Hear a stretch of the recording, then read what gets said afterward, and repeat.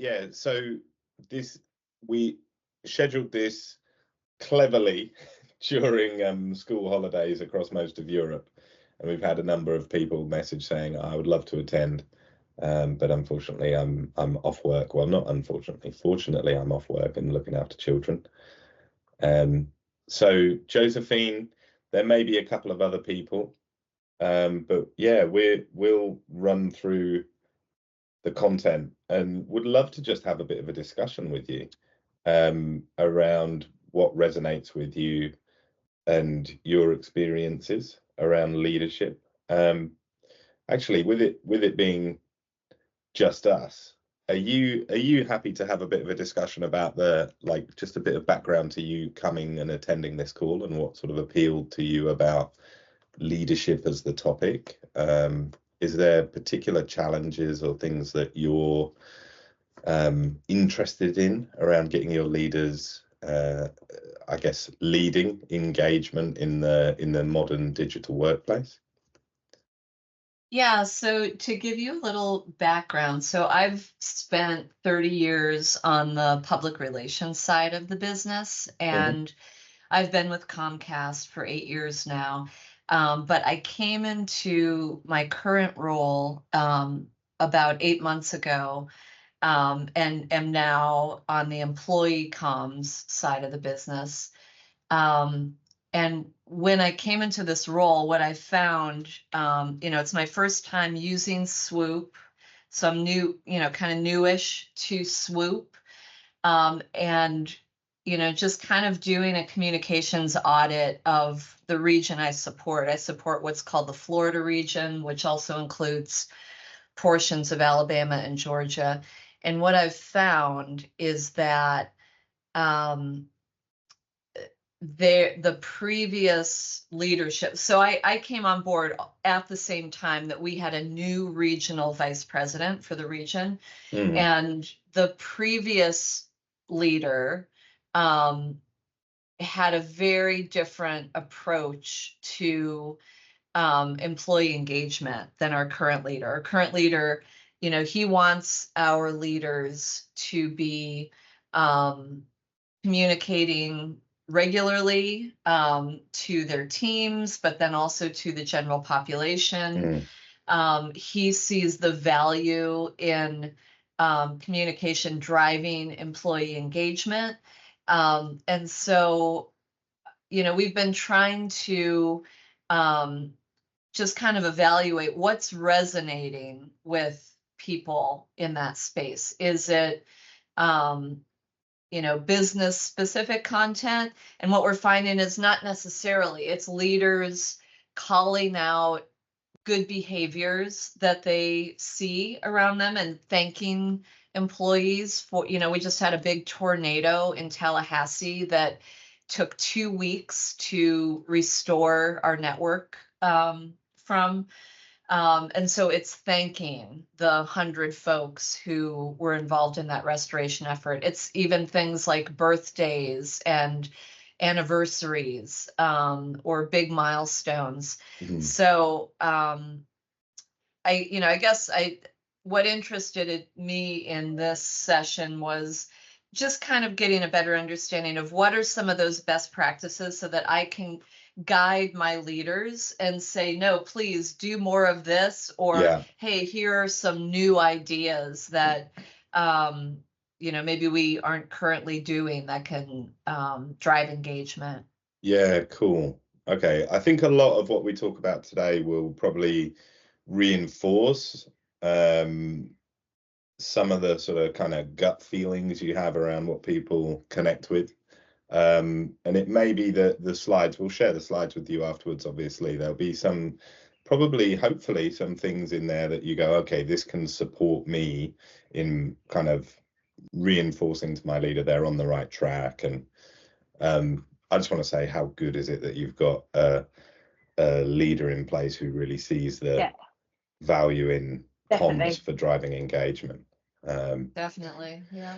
Oh, well, it's a double-edged sword, isn't it? Because it's great that you've got that leader, but it shouldn't be a rarity. It should be the norm, right? Like, I always feel a bit like, happy, but then reflectively I sort of go, oh, why is it not every leader that can see that link? It's so obvious to us who've worked in comms for years. But that's the fact of life, I guess, and that's why we run these sorts of sessions. So yeah, I'll whip through the slides, and at any point, Josephine, jump in. Let's make this a conversation. But I'll go through all the content so that we can sort of see, okay, what's resonating with you, what might be useful to you.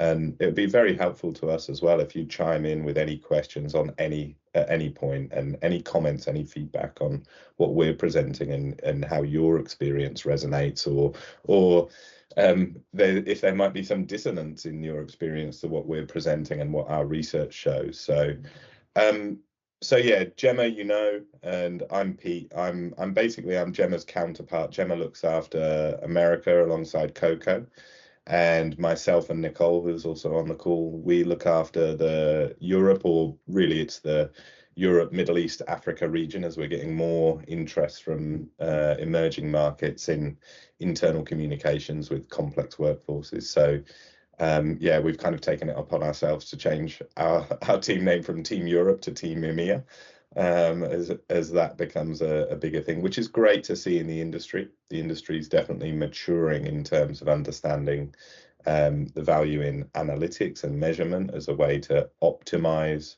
performance on the comms front. This event is part of the SWOOP Academy. So we run lots of events throughout the year. When I say events, it's pretty much all online focused. We have masterclasses, expert talks. We've got a lot of content as well that we share through our website. So make sure you have a look through the website. After the event, we've got some amazing case studies, lots of good blog articles that might just give you some ideas, some context to some of the discussions that you're having with stakeholders within the organization. So today, yeah, we're looking at why leadership matters more.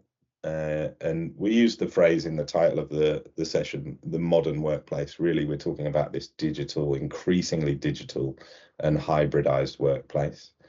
And we'll speak to what we can see around leadership behaviors that make a real difference. So embracing digital working and engaging, like it's a facet of leadership that's becoming more and more important as work becomes more digital in most contexts, that leaders need to be really conscious about engagement and what they're doing to engage their teams. And we're talking about nurturing as well. So really sort of what leaders' role in the modern workplace is around nurturing the right kind of cultures where it doesn't all pin or hinge off the leader leading from the front, where leaders can kind of lead by example, and then their example gets followed by the rest of the people in their organization or their team. And we've got some top tips to share at the end. Why leadership matters more in the workplace is the first thing. Gemma, are you cool if I just throw to you to speak to some of the key things here that jump out? Yeah, of course. Yeah, definitely. And so this is some of the shows us some numbers and things, but we do know, I'm just going to say quickly before we run through this, that thriving employees really do talk about those in collaborative environments. So these channels can really help nurture those collaborative environments. So we know that 82% of candidates definitely research a CEO's online presence. So as we go through these slide deck today, we'll also be showing you the link between using internal social media and external social media like LinkedIn. So you just go in and have a look at people's online presence, because people do want to work for that social CEO. Employees feel reassured. So the 9 times more critical of leaders when they under communicate. And that's a study from Franklin Covey. And do we have a link? I'll see if I can get a link to that, because that was actually quite a really good study that I shared in one of my, I did a presentation on this for one of our customers and actually shared that. So it's quite a critical piece, but it's very interesting.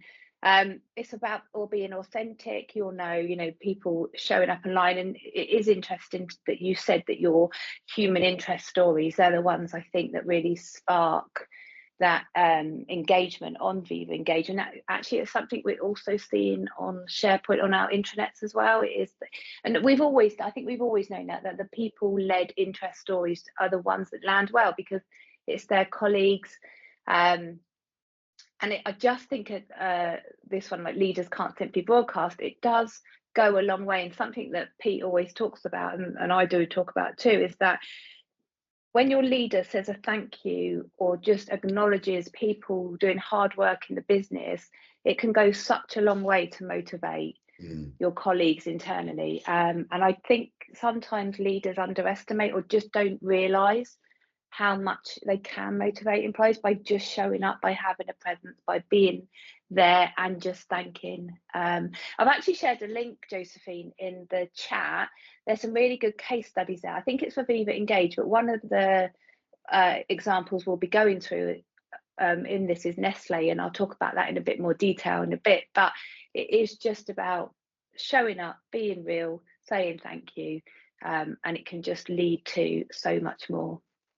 Just, Josephine, are these making sense to you? Are these resonating with you, or are there things in here that are surprising you, or what are your sort of thoughts on these? These are just some of the key data points we've found. No, these are really helpful data points. I haven't seen these. I think intuitively we all probably, believe them, but no, it's good to actually have the data behind it.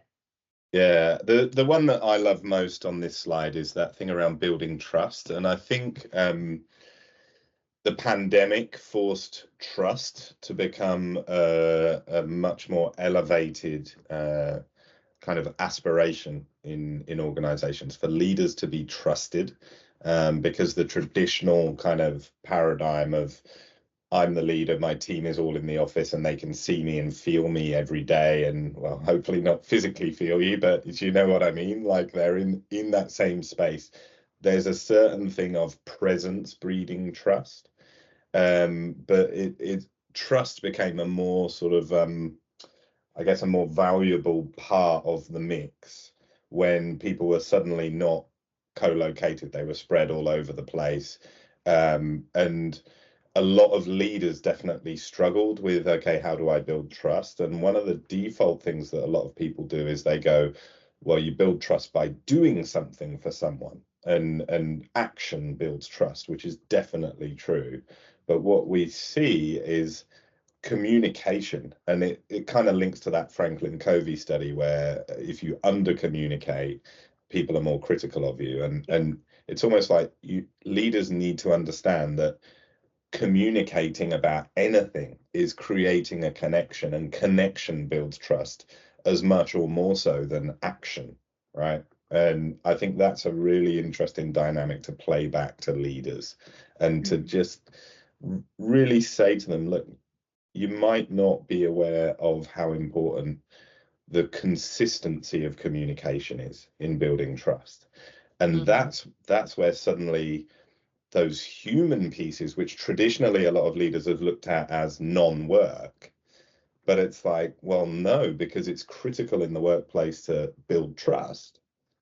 So those things that you may have considered non-work related, such as saying happy birthday to someone, you see that as a nice to do. That's an absolute must to do when you're on a mission to build trust. And getting leaders to understand, hey leader, sharing a picture of the 2 dogs you got from a local rescue center, because you believe it or not, a human being, and people like to know the humans that they work with, and seeing the humanity in someone builds trust. And so that for me is kind of the key one that jumps out. I was just going to say a couple of things. I can see Claire's just joined. So hello, Claire. Oh, hi, Claire. It's a very intimate session today. But Josephine, quickly, going back to Pete's point about I think today as well, post-COVID, leading online is just as important as the whole face-to-face piece. But if you were to look at your SWOOP analytics and the trust piece, that comes under the collaboration tab. And we've got something called two-way relationships. So if you can build that high level of the two-way relationships, then that goes back to that whole trust piece. So that's something that you could probably work with some of your leaders on is just nurturing the conversations that are happening on Viva Engage. For sure. Claire, welcome. And just want to say there's yourself and Josephine, who are non-swoopers. We knew that today's session was going to be intimate and small, with it being school holidays across Europe. So we really want to just say, let's make this a discussion. So if you're cool with it, we'll ask you questions and invite you to talk. And yeah, come. Yeah, beautiful. Come off.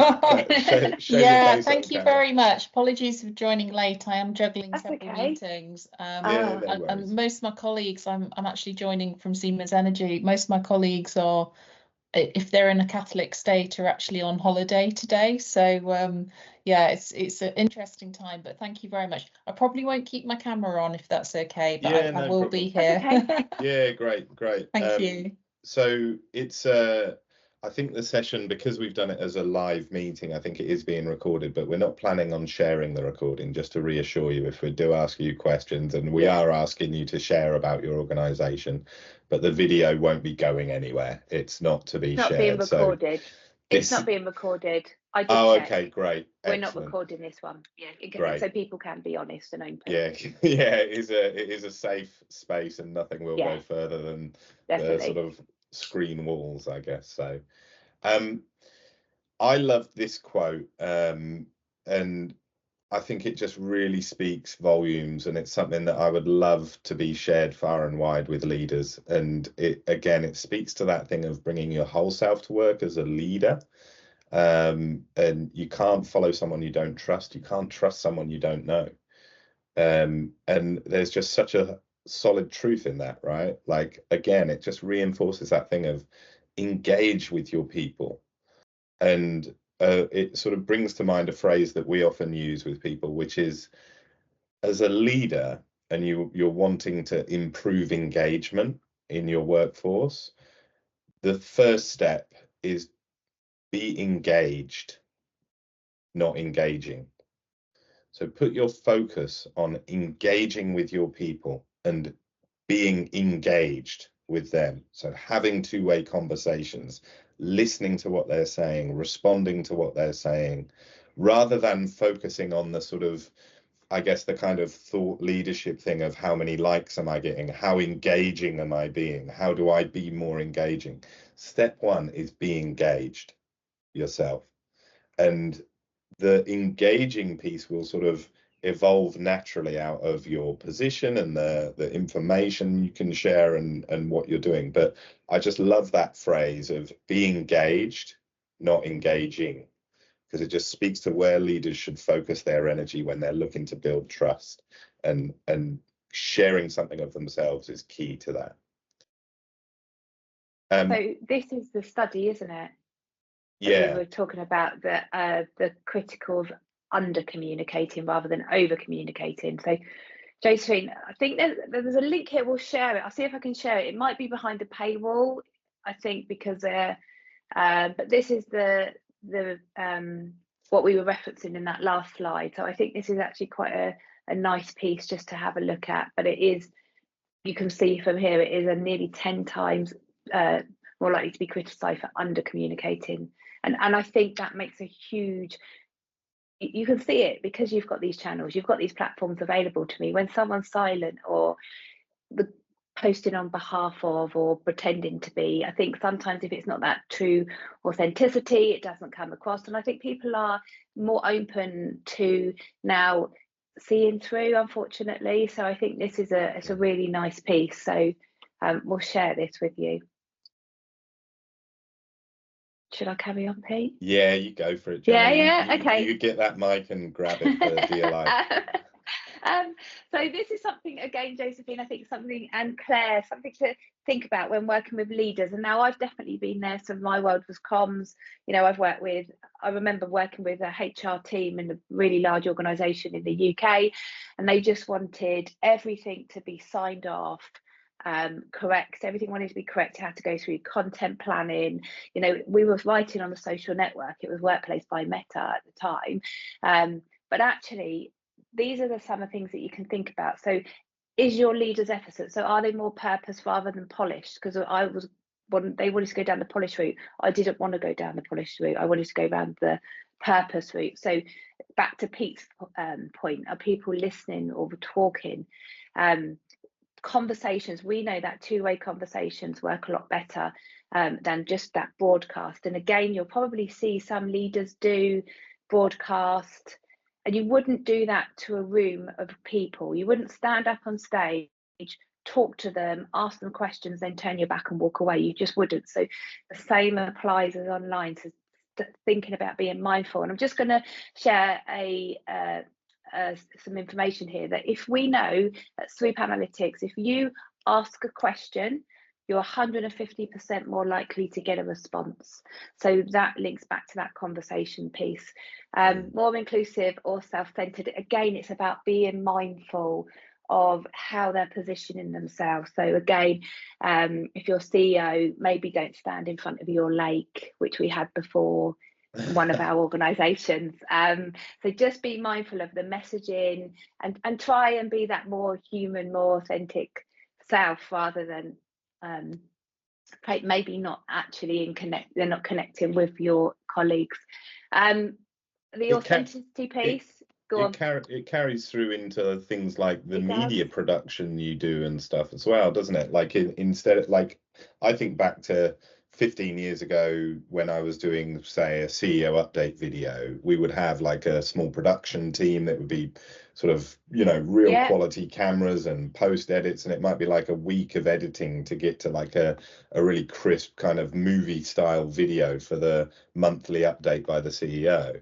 Whereas nowadays, the sort of, I guess there's a combination of like the cynicism of the audience, perhaps, of seeing through all that polish and smoke and mirrors, but then also the rise of social media and the normalization of like, I'm holding, I'm producing my own content. So it's so much more powerful and trust building if a leader's there holding their mobile phone, filming a video of them whilst on a site with some colleagues, saying, I just wanted to give an update to everyone. I'm at this place today and I'm with Dave, who's just got an award for being like the safety leader of the month or something like that. These little sort of in the moment things and timeliness and almost like amateurishness gives an air of authenticity to something. And the message might be polished itself in the background, and the leaders obviously thought about what they're going to communicate.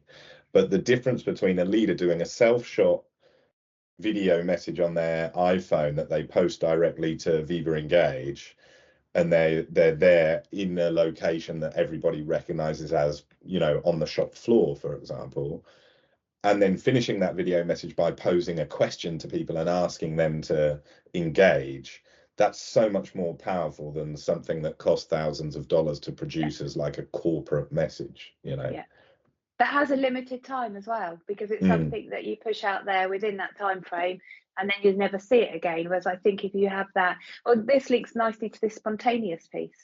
Like you said, you pull out your phone, you record a message, record straight away, and then you can push it out there. And you probably, as a CEO, maybe might not be pushing it out, but you can record it very quickly, ready to be pushed out on platforms.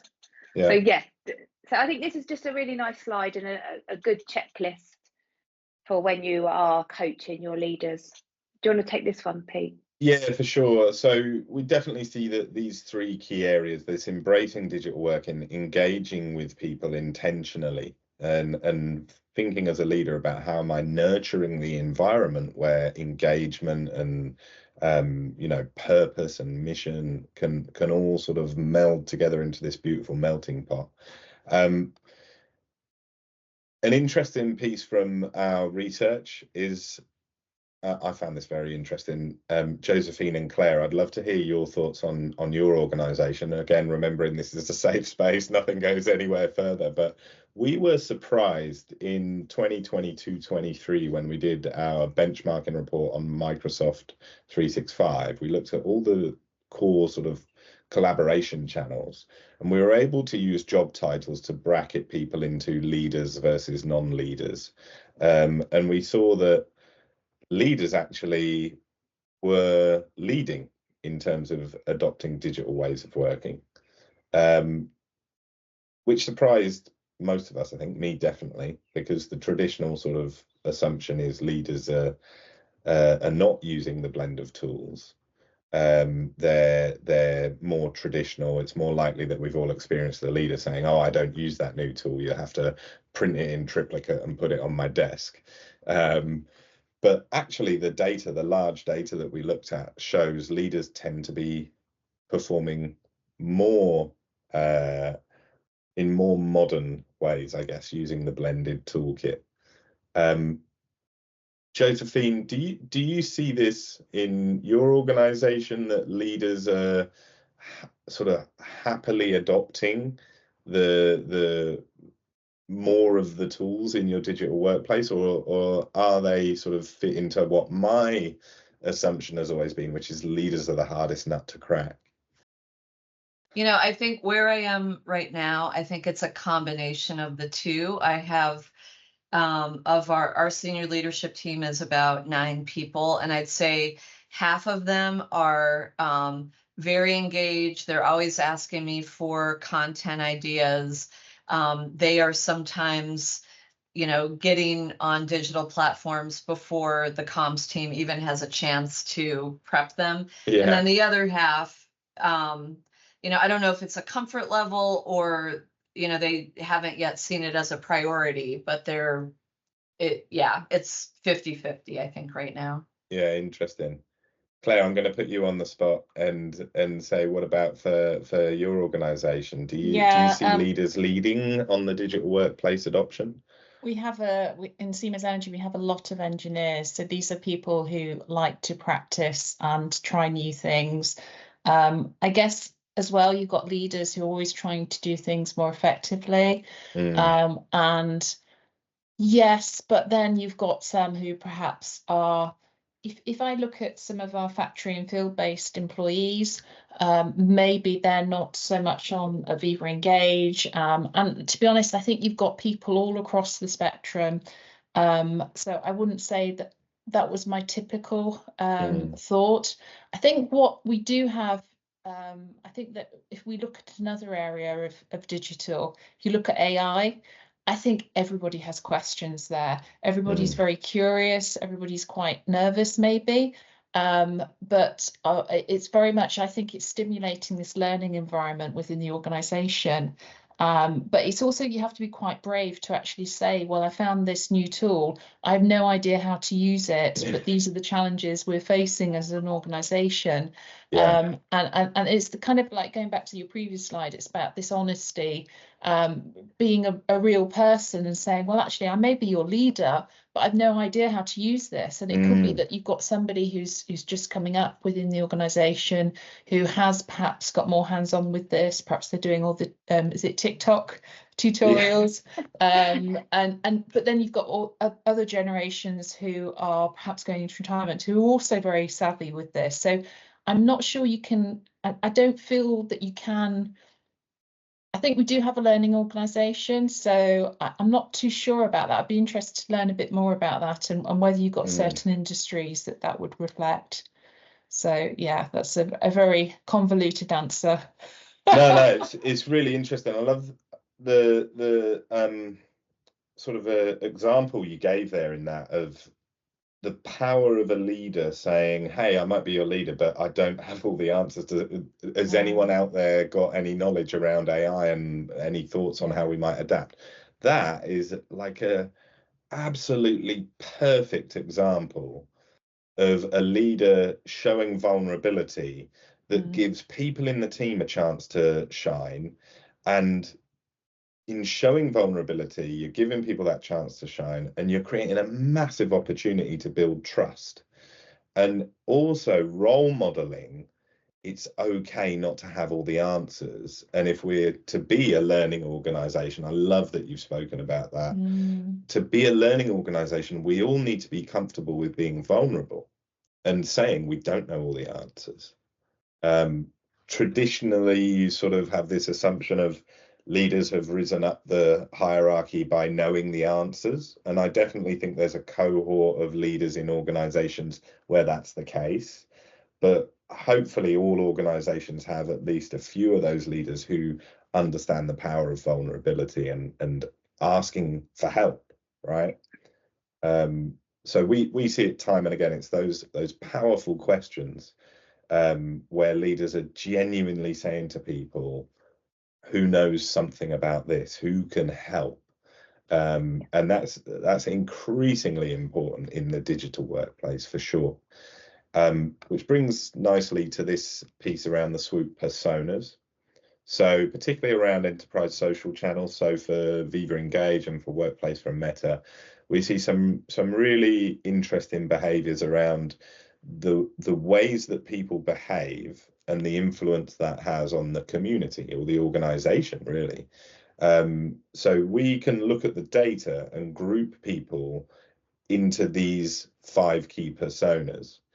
So the observer, that's your classic person who's going in and watching everything but not engaging for whatever reason. They're not actually going in and liking or commenting or starting conversations themselves. They're just observing. And I think the most recent data from last year's study was around 83%, 82 or 83% of people in an organization are observing. But that doesn't mean they're fixed as an observer persona, but it means that if you've got a Viva Engage network, you can roughly assume, based on the benchmarking, that about 83% of your organization will read some content on that network. So a lot of people are in that observer space. The idea of building a culture and nurturing a culture where it's clearly okay to get involved and to actively engage by responding to things, liking things, commenting, posting, starting your own conversations. That's a really positive step to take, and that's where you get into the next 4 personas. So the broadcaster, I think we can safely say that's the worst kind of persona of people who are involved, because a broadcaster is someone who's pumping out noise and adding to the cacophony in the workplace. So they're pushing messages, they're not getting involved in conversations, but they're pushing messages out. The responder is someone who's really valuable in a community, but there's a potentially a missed opportunity for them to really drive engagement. The responders are there giving people the feedback, they're commenting, they're reacting to things, they're saying, hey, I like what you've just said, or that was funny, or I'm asking a question based on what you've just posted yourself. Now they create a sense of reciprocity in conversation in your network. The catalyst is very often leaders in the hierarchy will be natural catalysts. You know, if the CEO does a post, they're doing one post and they're getting 500 responses back, like either likes, reactions, or comments. So they're doing one thing and receiving 500 back. That's a catalyst in the extreme sense. But where that leader thinks, oh, fantastic, if they're thinking about being engaging rather than being engaged, then the leader might say, oh, fantastic, I got 500 responses to what I just posted. I'm really good. And pat on the back for me. But actually, if you imagine that in a real scenario, if the leaders walked into a room with 500 of the team in that meeting room or that hall, and then the leader announces something that gets all 500 of those people interested enough that they're asking questions, or they're clapping, or they're raising their hand to say, I want to ask a question, I'm interested in this. But if the leader just turns around and walks out of that room, everyone in that room is going to go, oh, like they're just walking away from me, I'm interested. So you can see a catalyst persona has a real risk of actually sparking things so much that it has an effect of becoming disengaging if the leader doesn't try to engage in those conversations. So if someone's asking you a question, the worst thing you can do is walk away and ignore them. They're going to feel so disengaged after that. So we really sort of advise people, strive to be an engager. That's where you balance what you give and what you receive. So for that leader who's done a post that's got 500 questions on it, it's not about going and methodically answering and responding to all 500. It's about being interested in what are these questions, and maybe 1 in 30 of them you might go, oh, that's interesting, and responding to that. And everyone who's involved in that thread will see, oh, the leader's still there, they're engaging, they're having a conversation. And that's that whole thing around building trust and giving and receiving in equal measure. And that we can see from the data is the highest business value persona to try to attain. Moving things forward now. This is just some interesting stats. I'll leave this to really sort of consume in the pack when we share it afterwards with you both. But it's just that there is definitely a solid ROI on employee engagement. You know, we see it across the board, across all industries. It's kind of obvious, but it's worth looking at the research and seeing, okay, it does have a really significant impact on some things like safety, absenteeism, theft and defects you can see in there. But it's beyond just the thing. The objective isn't engagement. The objective is to nurture engagement so that you get business results. And this Gallup research really speaks to that. Gemma, you mentioned these earlier, so can I throw to you to? Yes, of course. Yeah. So because we do the benchmarking reports, we understand what does good look like. And so then we take all that, what does good look like, and we pop it back into our products, so SWOOP and things like that. So we know that if you ask a question, so I already mentioned this earlier, you're 150% more likely to get a reply. So this is all great stuff as well when you're coaching people to create great content for Viva Engage or Workplace for Meta.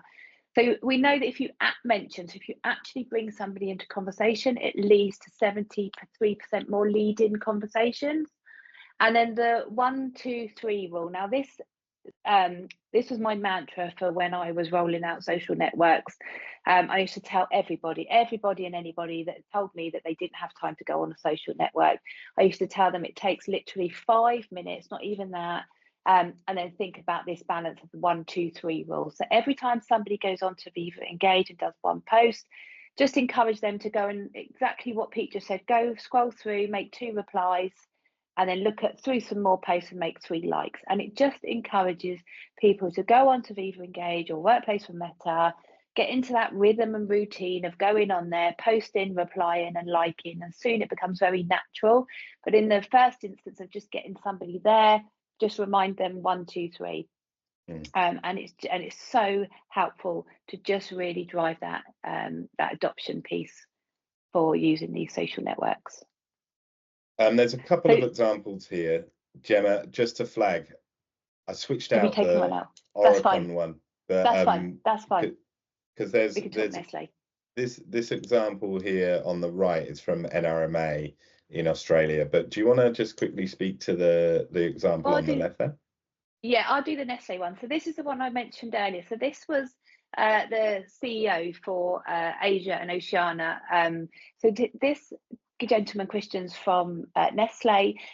This was going through COVID time. So this was during COVID. He was speaking to his frontline workers in Italy. And so we know, I don't know if you remember, during that time, Italy was hit so badly during COVID. And so this was just a literally face to camera. He pulled out his mobile phone, he put out a message, and he just posted it on Workplace. I do know that the Nestle team did help him craft his message, and that's fine because obviously that's what the comms team, your business partner, are there to do. But actually, for him to just take out that phone, and I think the impact, it was massive that they could just push this out into a community, into a group that had the right people targeting that, and it literally took this gentleman like 5 minutes to record this video. So like Pete was saying earlier, this highly polished, highly produced videos that you just don't need them anymore with the technology that you've got today, and it is so much more impactful when it's authentic and it's real. And I remember that you could actually see, I think, can you see the video? I've seen the video, and it is just such a heartwarming, heartfelt, he was very thankful for his frontline workers in Italy. And it speaks to what you were saying earlier, Josephine, about your leader, that you can see that the things people really appreciate is the leader saying thanks. It's so powerful. And we see that time and again across all industries, all types of organisation and all sides of organisation. Do you want to cover the other one? Jump in, Claire. No need for the I manners just of had a raising a thought hand. because Yeah. we're saying about being authentic, and we're also talking about so much noise in the organisation and how do you stick out from above all of the noise. And I was thinking, now we have AI, we've got AI generated images, we've got AI generated videos, and isn't it refreshing to actually see, as you say, authentic video blogs, which are maybe a bit creaky but are actually very personal, and they will stick out and perhaps will be more authentic from the receiver. So I just wanted to add that thought I had as you were presenting that. No, really important. And you've made me think of at the SharePoint festival that we ran, there's a great talk by a guy, Tom McElroy from Sage, and he was talking about the future of the intranet and where things are going. And a point he raised was around, you have to think in terms of the generations in the workforce. We've got the generations coming through where they have both the capability and the expectation around, you know, everyone's, like you said, you mentioned TikTok earlier, like I'm so old, I'm like, oh, what's a TikTok? I've turned into my, you know, I feel like I've turned into my dad. I'm just like, oh no, what's happened? I'm out of touch. But the sort of generations that we're hiring now that are the few leaders of the future, they have the expectation for this sort of rapid form, responsive, often reactive, and self-made content. It's gonna resonate with them so much more than a written piece. And it just, that really struck me when Tom was talking about that, and that kind of ties in with, like, in the era of AI, that point you're raising, Claire, like, how do you stand out as a leader? Is it going to become a thing that the worse your video is, the more it's trusted, or something, something like that? I don't know, but definitely an interesting dynamic there. The example on the right is from an organisation I used to work at, actually, a few years back now, over in Australia, and it's just the thing of saying, for a leader, not everything has to be obviously like a leadership statement. So this is an employee posting an idea saying, hey, I need tips to get keys locked in cars. So this is a roadside assistance based organization, and you've got this random question of any advice someone's got, and the CEO of the organization is just giving a genuine tip in response to that question from that employee. And I think things like that are a really good example of how, you know, that the fact the CEO has offered some advice and just responded to one of the, you know, someone who's 15 rungs below them in the hierarchy, if you're looking at an org chart, the CEO has seen their message, read it, listened to it, and given some human advice saying, here's my tip. And that person who did the original post, they're going to go home that night to their family and say, wow, the CEO like responded to my message. And it really does have this massive resonance. And a lot of leaders don't realize that. They lose sight of that piece as they've gone through their career. And the power of a reply or the power of a simple like is huge. And that's engagement in action. I think that we need to keep reminding leaders that they have such an outweighted impact.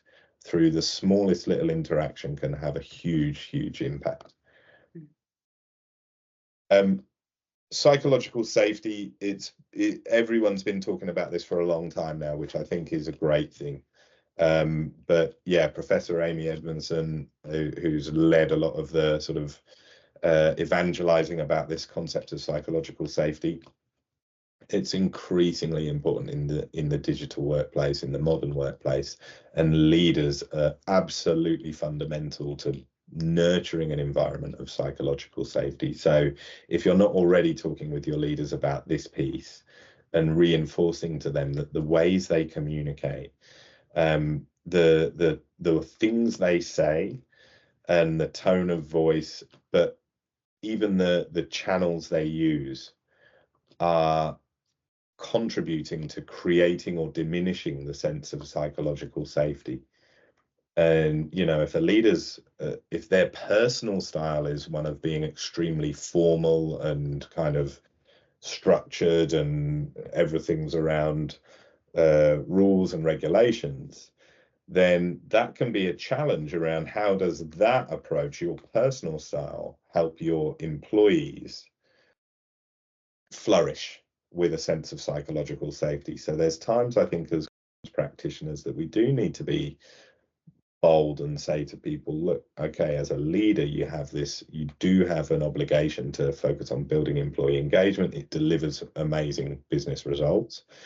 And we want to work in a place with the psychological safety that people can speak up and share ideas, ask questions, and raise any concerns or admit to mistakes so that they can be resolved quicker. It's these sorts of things that have a subtle but clear business value, and leaders have a role in nurturing that sense of psychological safety, particularly through digital channels and the choice of those channels. One of the many interesting things that you can get from SWOOP, if you were using SWOOP for Teams, you could actually do a diagnostic of what type of team is this Microsoft team. And we can see in the data that there's some really clear types of teams, and they tend to align to this forming, storming, norming, performing. And when you're thinking about optimizing the ways people work across the organization, there's some interesting conversations to be had with your leaders around, okay, what role do you play in nurturing the right type of teams, and how mature are our teams in their ways of working, so that you can really unlock much more efficiency and effectiveness in the organization. I won't spend too much time on this slide because there's a couple more things we definitely should cover. But Gemma, this piece around questions, do you want to just speak to this? Yeah, so we've just come up with some ideas here to help you. So again, if you're helping leaders online, you know, just things to think about when starting conversations with people. So as Pete said, Claudia, if you we're going to share these slides anyway, so they'll be really helpful for you. But just ask the question, and it goes back, I think, what we were just talking about the vulnerability. Go ask, you know, putting your hand up and asking a question. And I think we actually had one of our customers, it was a sustainability question, and the CEO, I can't remember what organization it was, but the CEO actually just went out and asked the advice from the organization, and he had thousands and thousands of responses, great responses, and actually they took some of those responses and put a plan in place. So it's really, you know, asking a question can get a lot from your colleagues, from your organization, but as we keep saying, you have to nurture the answers. You cannot just ask a question and then never go back and look at that post. So there's some ideas here. I'm not going to go through them because you can see them, but you can use these questions when guiding and coaching people. The top tips we've got for leadership in the modern workplace: genuinely committing to adapting leadership style. And I think that's the first step. It's kind of like, you know, the first thing to solving a problem is admitting that you have one. And a lot of leaders fall at this first hurdle. I think as comms practitioners, we have an opportunity to be a little bit of a mirror that we can hold up to them to just help them understand they're not doing things wrong necessarily, but there's opportunities for improvement and adaptation rather than kind of rejecting everything that they bring to where they currently are.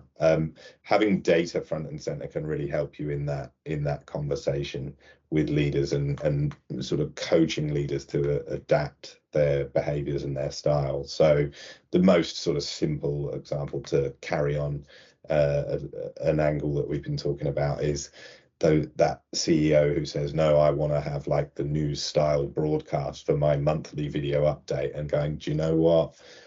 Let's just do it on a mobile phone. How can you sort of help someone feel comfortable with adapting what they see as acceptable by understanding that they're there essentially to serve the people in the organization and to reach them in ways that the people want to consume the message through. committing to learning how to use modern tools and channels. And that how to use can mean like technically, but also sort of philosophically, I guess. So what's the right channel to use for which type of message? Why would you do something through a very formal channel like email if it's an informal thing, you know? So simple praise of someone or recognition of 50 years service. Don't send an email necessarily going, here's the formal thing on that. Do a little fun video, go and meet that person and spend some time with them and share something about them. Putting the humanity into work can be around learning how to use modern tools and channels. Anything that you want to pick out here, Gemma? No, I think it keeps going back to this question one, doesn't it? I think you've said it is committing, it is trying new things, it is listening. And Josephine, at the beginning of this call, this is what you were saying, that you're looking at your data and you're seeing it's that the human interest stories that are working. So I think you've got that information available, so then you can just demonstrate what's working well within Comcast. So now we've got a few slides that I'm just going to whip through. These are showing off Swoop, but you know there's amazing data in there. Let's not waste time going, oh, look at how amazing Swoop is, because you know that. I think let's just pick out one bullet point on each of these, Gemma, that's your favorite thing around. Okay. So this key point: seek out relevant training and accept ongoing support. Is there anything in particular that you want to raise on this slide? I think for looking at the basic metrics, so the things that I'm going to just talk about how I used to use it. So the two-way relationships is really, really important. So we can see here that did you just go through the slide?